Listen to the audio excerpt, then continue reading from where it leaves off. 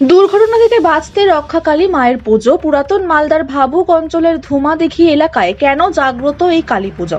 গ্রামবাসীরা জানিয়েছেন, বিগত 2014 সালে সংশ্লিষ্ট এলাকার জাতীয় সড়কের ওপর ভয়াবহ পথ দুর্ঘটনা ঘটে, আর সেই পথ দুর্ঘটনায় মৃত্যু হয় 16 জনের। এছাড়াও অনেক সময় দুর্ঘটনা ঘটতে থাকতো সেই রাস্তার উপর। পথ দুর্ঘটনার ফলে রীতিমতো আতঙ্কে ছিলেন এলাকাবাসীরা। আতঙ্কে বিরাজ করছিল তাদের মনে। তবে সেখানকার মানুষজনেরা সিদ্ধান্ত নেন রক্ষাকালী মায়ের পুজো দেওয়ার। 2016 সাল থেকে এই পুজোর সূচনা করেন। নিষ্ঠার সহিত পুজোতে মাতেন সংশ্লিষ্ট এলাকার পুজো কমিটির কর্মকর্তারা।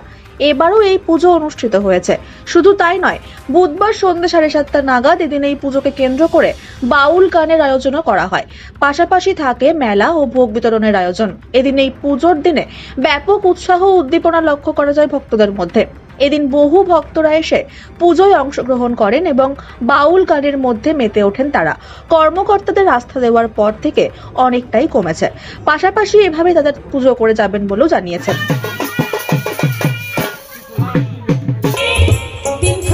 হবে 3 নারী 3 জন স্বামী হবে, কিন্তু বলছে যে না, এই 14টা স্বামী এই 3টি নারীর। তবে ঘটনা ঘটে যাচ্ছে, মানে একটি নারী 14টা 15টা 16টা সেই 3টি নারীকে। এবং মা তো বলতে আমাদের যে মা রক্ষাকালী আমরা বিগত 9 বছর ধরে পূজা করছি, তাতে মা আমাদের সাড়া দিয়েছে। আমাদের এখানে প্রায় অ্যাক্সিডেন্ট হতো, সেটা এখন আর হয় না। যা জাতীয় সড়ক আছে, দুর্ঘটনা ঘটতে পারে, কিন্তু আমাদের এখানে অনেকটা কমে গেছে। সামান্য কিছু হয়, তাতে কোনো মানুষের সেভাবে ক্ষতি হয় না। সেদিন এখানে একটা লরি দাঁড়িয়ে ছিল, সাহাপুর থেকে একটা বোলেরো গাড়িতে 16 জন ওরা ছিল গাড়িতে। সেই গাড়ি ভরে এসেছিল, এখানে এসে সামনাসামনি মুখোমুখি সংঘর্ষ হয়। তাতে বোলেরোতে যতজন ছিল 16 জন ছিল, 16 জনের টোটালটা এখানে একদম স্পট ডেড হয়ে যায়। তখন থেকে মা রক্ষাকালীর আমরা পুজো আরম্ভ করেছি।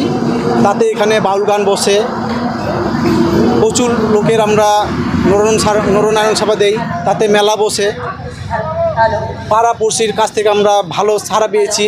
আমাদের দান করে, প্রশাসন আমাদের হেল্প করে ভালোই। আমরা রোড কালেকশন করে আমাদের মায়ের পুজো আমরা দিয়ে থাকি। সারাদিন মানে কী চলে? সারাদিন আমরা এবারে তো আমাদের এখানে বট পাকড়ের গাছ আছে, আমরা বট পাকড়ের বিয়ে দিলাম। তারপরে বাউল গান চালু হয়ে গেল। এবার আমাদের রাত 12টার পরে মা রক্ষাকালীর পুজো হবে। আমাদের এখন প্রতিমা তৈরি হচ্ছে। আমরা প্রতিমা সঙ্গে সঙ্গে তৈরি করে মায়ের পুজো দিয়ে সূর্য ওঠার আগেই আমরা জলে বিসর্জন করে দিই। কেমন লোকের সমাগম? প্রচুর সমাগম।